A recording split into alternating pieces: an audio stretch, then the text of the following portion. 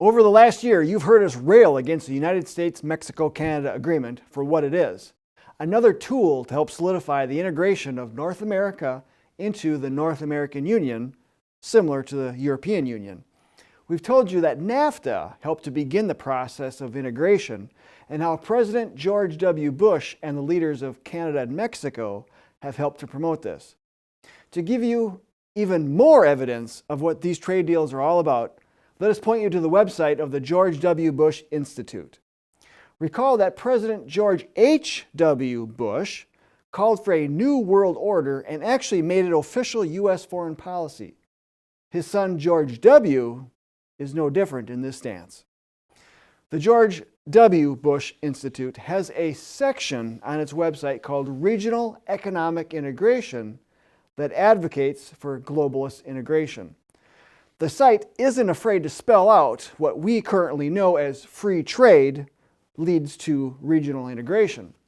The site freely admits that, quote, free trade negotiations between Central America and the United States ushered in a new era of regional economic integration. Ratified in 2005, the U.S. Dominican Republic Central America Free Trade Agreement was designed to advance completion of a full customs union and promote regulatory reforms in Central America. The agreement eliminated tariffs and promoted significant regulatory and legal reforms. These reforms have helped to open sectors previously closed to private investors. What it also does is to follow the globalist trap of using free trade to bait unsuspecting countries into giving up their sovereignty a slice at a time until they find themselves ensnared into a completed economic and political union ruled by unaccountable bureaucracy. Early in the creation of the EU, a common market was set up and members enjoyed increased trade and mobility. But eventually, the cost was a large amount of member sovereignty. So much so that EU members are no longer allowed to create trade agreements on their own. They are contractually obligated to have the EU bureaucracy negotiate on their behalf, but for the whole union and not individual countries. Because free trade agreements like NAFTA and CAFTA have helped to create entwined supply chains of North and Central America, foreign investment money has been pouring into Mexico to boost manufacturing and exports. Now, could it be that because of this investment and the financial opportunity it represents, that American sovereignty, border security, and immigration are not a priority? Could it be that globalism is far more attractive in terms of cheap labor and cheap goods? The George W. Bush Institute goes on to lament the fact that Central America does not have, as they call, supranational agencies like the European Union.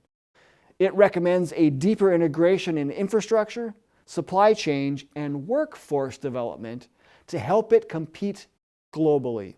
In fact, former President George W. Bush will be on a panel in March 2020 in Guatemala to advocate for more globalism via regional economic integration of Central America.